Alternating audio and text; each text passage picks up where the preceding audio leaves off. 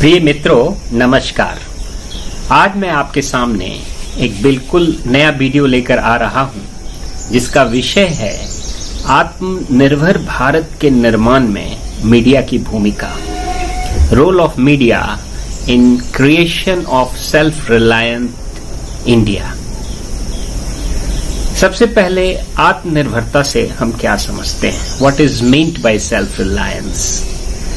आत्मनिर्भरता वास्तव में किसी व्यक्ति, परिवार, समुदाय या राष्ट्र की इच्छा शक्ति, मनोवृत्ति, अभिवृत्ति, आत्मबल, आत्मविश्वास, आत्मशक्ति है, जो हमें सामाजिक व आर्थिक रूप से अपने पैरों पर खड़े रहने की प्रेरणा देती है एवं हमें उस योग्य भी बनाती है।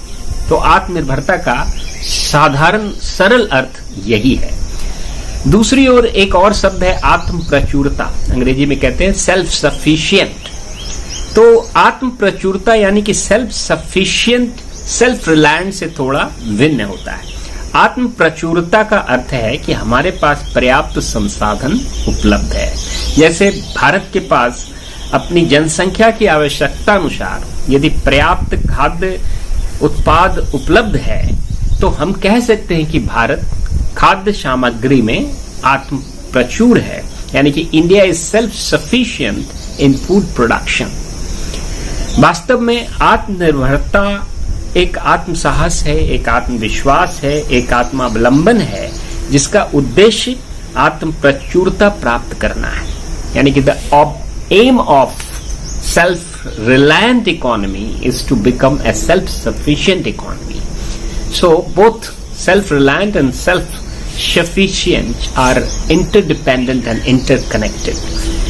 Self-sufficiency means abundance of resources, abundance of items available, and self-reliance means we have the determination, the power, the strength, the ability, the attitude, the aptitude to stand on our own feet and to reach the level of self-sufficiency. So this is the basic difference between self-reliant and self-sufficiency. सम्यक शिक्षा का भी उद्देश्य आत्मनिर्भरता प्राप्त करना, आत्मावलंबन प्राप्त करना है। जैसा कि महात्मा गांधी ने कहा था कि जो शिक्षा चित्त की शुद्धि न करे, मन और इंद्रियों को वश में रखना न सिखाए, आत्मनिर्भरता एवं आत्म स्वावलंबन उत्पन्न न करे, वो सच्ची शिक्षा नहीं है, चाहे उसमें कितना भी जानकारी का खजाना एवं भाषा पांडित्य क्यों न मौजूद हो। दूसरी ओर अर्थशास्त्र के जाने माने विद्वान प्रोफेसर VKRV राव का विचार है कि external aid is like a sulfur drug and we should have a B complex to neutralize its side effect। यानी कि जो बाहर से जो हम सहायता लेते हैं वो एक प्रकार से सल्फा ड्रग की तरह है, और उसके जो दुष्परिणाम है उसको उदासीन करने के लिए हमारे पास कोई न कोई B कॉम्प्लेक्स अवश्य ही होना चाहिए। तात्पर्य है कि हम किसी दूसरे देश या समुदाय या परिवार से कोई सहायता लेते हैं तो हमारे पास उसको चुकाने की भी योग्यता व क्षमता अवश्य होनी चाहिए। उदाहरण के लिए मान लिया जाए कि कोई व्यक्ति सरकार की स्टार्टअप योजना के तहत वर्क फ्रॉम होम आरंभ करना चाहता है, या कोई सूक्ष्म उद्योग या लघु उद्योग या पारिवारिक व सामुदायिक स्तर पर अपने ही घर पर कोई कुटीर उद्योग या घरेलू उद्योग चलाना चाहता है, और इसके लिए उसके पास उचित संसाधन व धन उपलब्ध नहीं है, तो इस परिस्थिति में यदि वो बैंक से कर्ज लेता है परंतु उसके पास कर्ज अदा करने की क्षमता है एक निर्धारित सीमा में, तो उसे हम आत्मनिर्भर ही कहेंगे। आत्मनिर्भरता का मतलब ये नहीं कि हमारे पास सब चीज उपलब्ध हो। आत्मनिर्भरता का मतलब जैसे परिवार में भी दो व्यक्ति है, पति पत्नी एक दूसरे पर आश्रित होते हैं। पति कोई बाहरी सामान की जरूरत है, बाइक लेके तुरंत चला जाता है। रोटी बनाने की जरूरत हो तो पत्नी आसानी से फटाफट उसको बना देती है।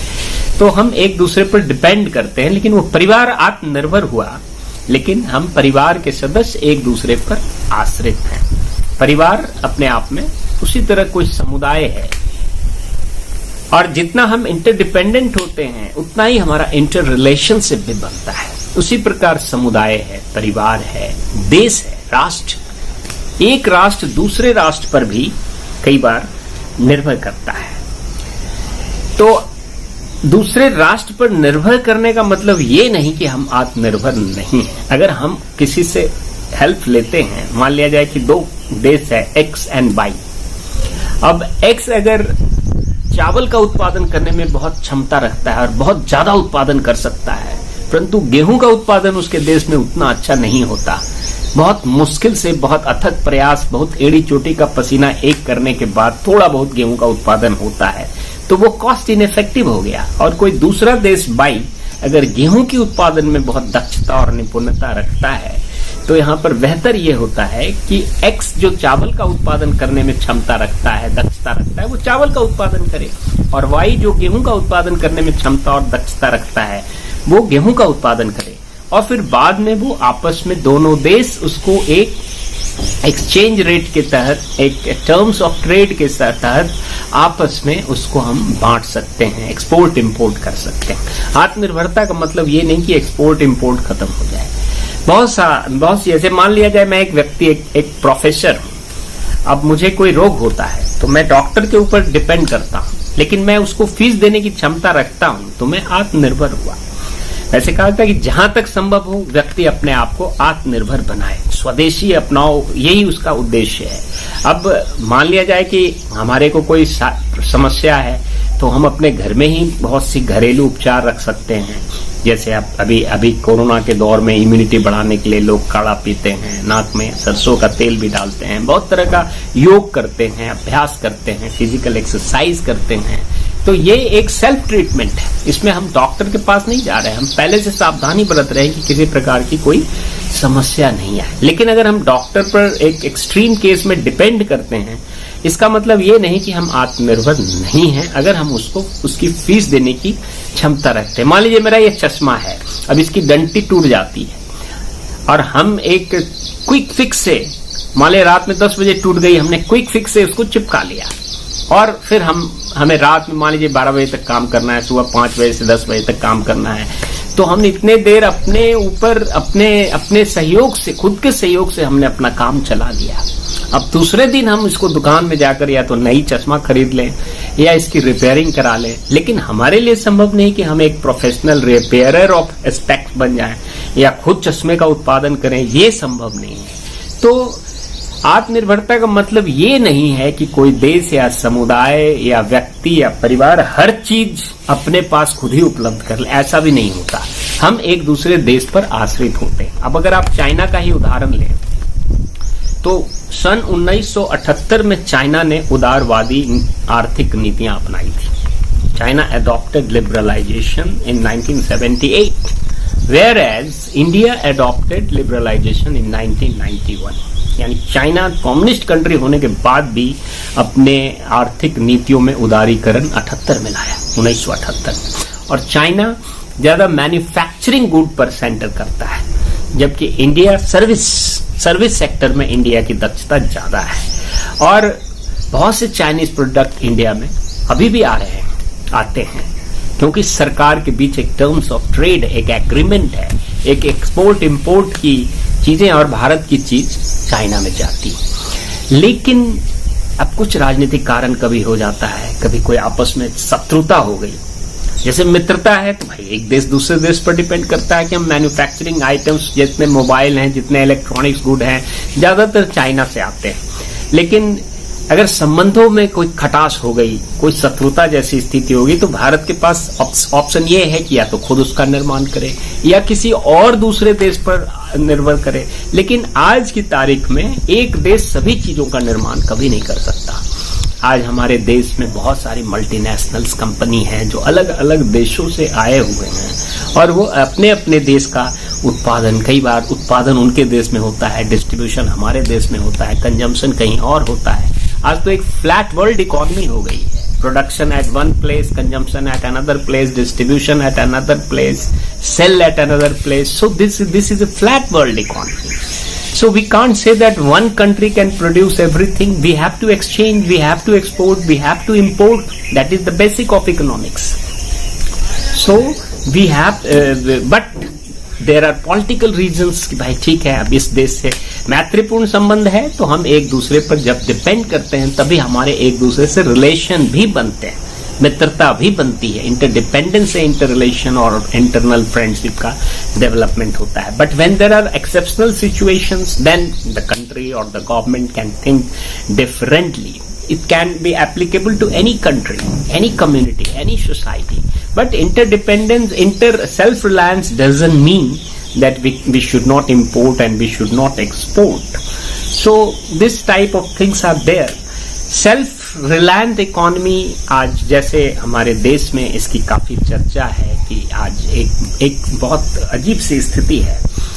बहुत सा अगर हम अमेरिकन कंट्री को देखें तो वहाँ के जो प्रोफेसर हैं या दूसरे लोग हैं वो अपना प्लम्बर का काम खुद करते हैं, वो अपने इलेक्ट्रिशियन का सारा जो बेसिक इक्विपमेंट्स उनके पास खुद होता है और वो खुद ही करते हैं. तो कहने का मतलब कि जहां तक संभव हो व्यक्ति को अपने ऊपर आश्रित, लेकिन कोई एक्सट्रीम प्रॉब्लम है तो ये एक व्यक्ति के लिए संभव नहीं होता, वो समुदाय पर, देश पर, समाज पर आश्रित होता है, बजाय कि बशर्ते कि उसके पास उसको अदा करने की क्षमता हो. अगर वो अदा कर सकता है तो वह सेल्फ रिलायंट है. अगर हम लोन लेते हैं मकान बनाने के लिए, खरीदने के लिए, और हम उसको अदा करने की क्षमता एक निर्धारित सीमा तक रखते हैं तो हम सेल्फ रिलायंट हैं. आज के दौर में बहुत ज्यादा जो एम्बिशंस की स्थिति है वो एक आत्मनिर्भरता में बहुत बड़ा बाधक तत्व का काम कर रही है. जैसे हम कहते हैं कि आज के समय में साईं इतना दीजिए जामे कुटुंब समाए, अब मैं भी भूखा ना रहूं साधु न भूखा जाए.